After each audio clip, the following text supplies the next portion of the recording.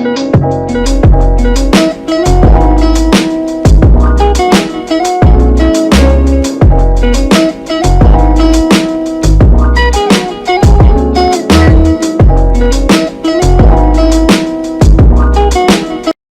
a empezar con nuestro primer tema y es la neurociencia. Pero bueno, ¿qué es la neurociencia? Bueno, la neurociencia es el conjunto de disciplinas científicas que estudian el sistema nervioso con el fin de acercarse a la comprensión de los mecanismos que regulan el control de las reacciones nerviosas y el comportamiento del cerebro. Listo, la neurociencia tiene como objetivo principal conocer el funcionamiento del sistema nervioso tanto a nivel funcional como estructural y entender cómo se organiza el cerebro. Y como la ciencia y la tecnología avanzan muy rápido, en los últimos años se ha querido ir un poco más allá, queriendo no solo conocer cómo funciona el cerebro, sino las repercusiones que tiene en nuestras conductas, pensamientos y emociones. Vamos a pasar a nuestra siguiente diapositiva.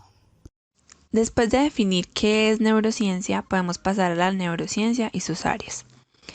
Existen muchas ramas diferentes a la neurociencia y cada una se enfoca en un tema, el sistema corporal o funciones específicas, ¿sí? Y las tres grandes áreas en el estudio de la misma, de la neurociencia, son, por mencionar algunas, son más allá del cerebro, neuronal y la salud mental. La neurociencia, como decía anteriormente, tiene varias áreas. Algunas de estas son la neurociencia del desarrollo, que describe cómo el cerebro se forma, crece y cambia. La neurociencia cognitiva trata sobre cómo el cerebro crea y controla pensamiento, lenguaje y resolución de problemas y memoria. También está la neurofisiología, que describe el estudio del sistema nervioso propiamente dicho y cómo funciona.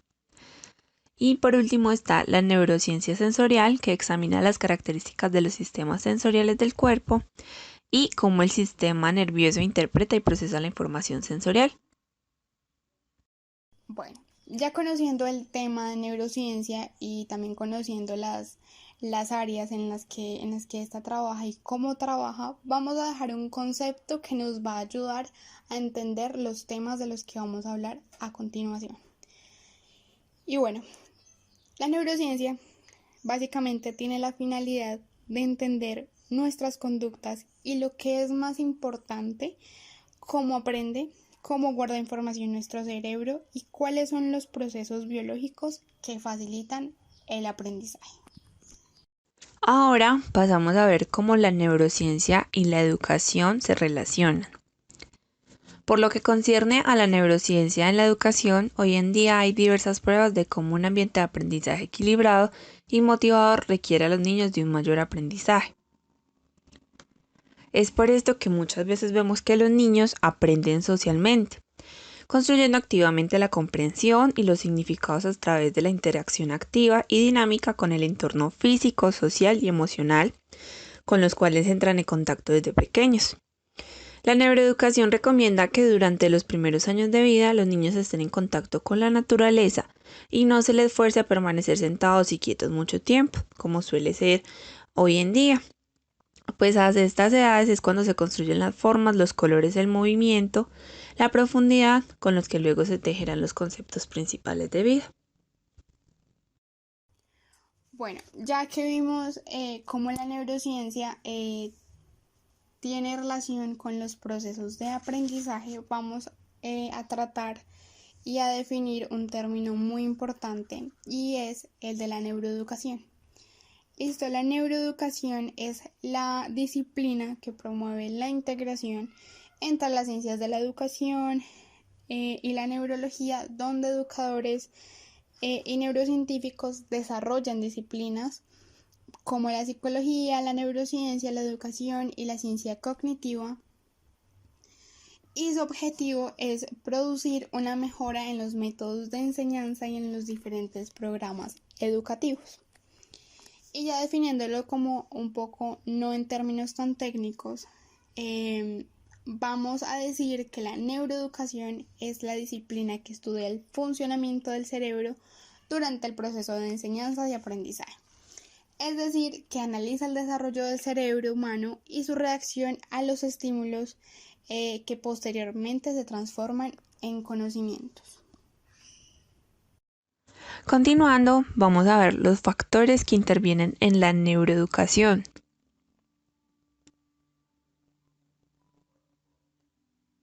En neuroeducación y neurodidáctica se aplican todos los conocimientos que han ido recopilando las ciencias cognitivas y la neurociencia durante los últimos 25 años. Algunos de los hallazgos más importantes se explican a continuación. ¿Cuáles son los factores que intervienen en la neuroeducación? Aquí tenemos algunos, son 5, y vamos a mencionarlos y posteriormente a hablar de cada uno. Está la plasticidad cerebral y neurogénesis, las neuronas espejo, emociones y aprendizaje, dislexia y trastornos del aprendizaje, y tanto la experiencia como la genética nos influyen. Bueno, vamos con el primero, la plasticidad cerebral y neurogénesis. Bueno, este ha sido uno de los descubrimientos más relevantes en el campo de la neurociencia y la neuroeducación, ya que se dice que el cerebro es plástico. ¿Pero qué quiere decir? ¿Cómo así que el cerebro es plástico? Bueno, es decir, que tiene una gran capacidad de adaptación durante toda su vida y que además es capaz de crear constantemente nuevas neuronas y conexiones entre ellas si se le provee la estimulación adecuada. ¿Listo? El segundo, las neuronas espejo. ¿Qué son esas neuronas espejo? Bueno, son un grupo de células cerebrales que se activan cuando realizamos una acción, como, no sé, cuando observamos a alguien realizarla.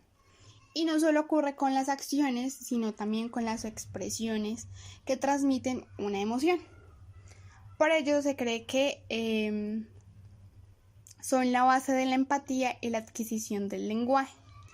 Los conocimientos sobre la neurona espejo son muy importantes. Bueno, las neuronas espejo. Estas neuronas son un grupo de células que se activan cuando realizamos una acción, pero que con anterioridad hemos visto realizar a alguien. Por eso las llamamos espejo.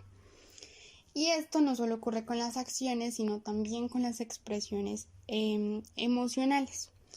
Y se cree que este grupo de células son la base para la empatía y la adquisición del lenguaje. Es por eso que es tan importante tratarlas en la neuroeducación y la neurodidáctica. Nuestro tercer factor son las emociones y el aprendizaje. Y aquí es importante resaltar que las emociones tienen mucho que ver con los procesos cognitivos y de aprendizaje. Y la neuroeducación viene aquí a jugar un papel clave, ya que dice que manejar las emociones es muy importante para que no intervenga, sino que al contrario beneficie los procesos de aprendizaje. Es por eso que es importante enseñarles a los niños a ser conscientes de sus sentimientos y tomar el control de estos y también de su conducta. ¿Y por qué es importante que aprendan a reconocer estos sentimientos? Porque así se puede lograr que el área de aprendizaje, que el ambiente en el que aprenden, esté libre de estrés y esté libre de emociones que tal vez puedan afectar esos procesos cognitivos que llevan los niños. Listo. El cuarto factor, la dislexia y los trastornos de aprendizaje.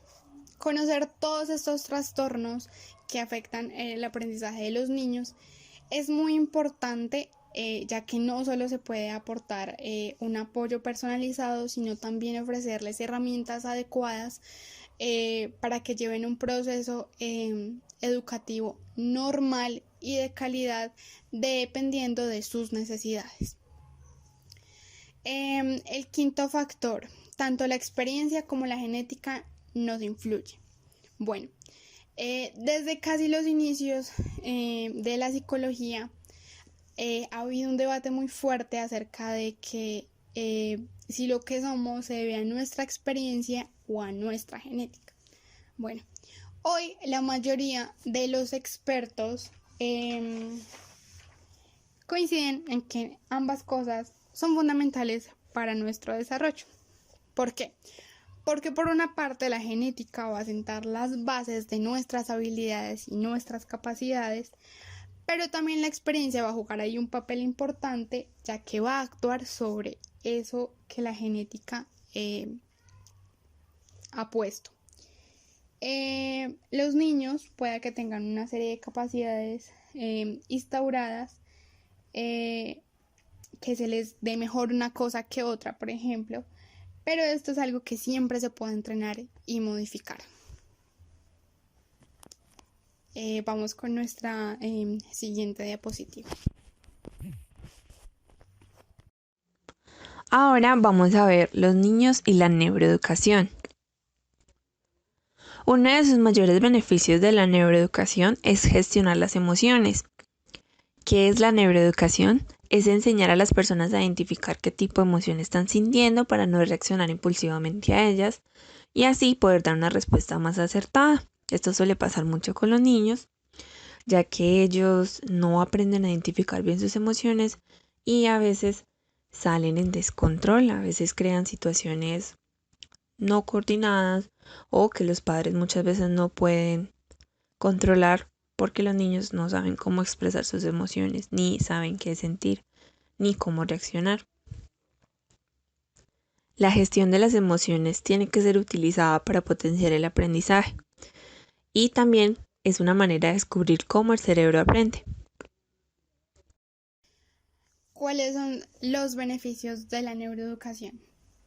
Bueno, uno de los mayores beneficios de la neuroeducación, como ya lo había mencionado antes en los factores que intervienen en la neuroeducación, es enseñar a las personas a identificar qué tipo de emociones están sintiendo para no reaccionar impulsivamente a ellas y así poder dar una respuesta más acertada. La gestión de las emociones tiene que ser utilizada, como ya lo había dicho, para potenciar el aprendizaje y descubrir cómo el cerebro aprende. Otro beneficio es la identificación de las causas neurológicas que se pueden relacionar con el fracaso escolar. También, como ya lo había mencionado, la dislexia y otros trastornos del aprendizaje dificultan la evolución del aprendizaje de los alumnos, pero reconocer todos estos factores es muy importante para brindarles las herramientas necesarias para llevar un proceso de aprendizaje de calidad. También saber que la neuroeducación nos enfoca a mejorar las estrategias del desarrollo educativo y los procesos de enseñanza, estableciendo un puente entre la neurología y las disciplinas que engloban la educación. Bueno, ahora a manera de conclusión, teniendo esto en cuenta, los estudios actuales se desarrollan poniendo énfasis en conocer cómo el niño aprende antes de entrar a la escuela. Cómo lo hace en la escuela y basándose en ello tratan de diseñar programas que puedan mejorar la enseñanza posterior y la utilización de procesos educativos que potencien la interacción social desde muy temprano, que parece producir cambios positivos a largo plazo en los niños y también el componente afectivo de la relación con los demás.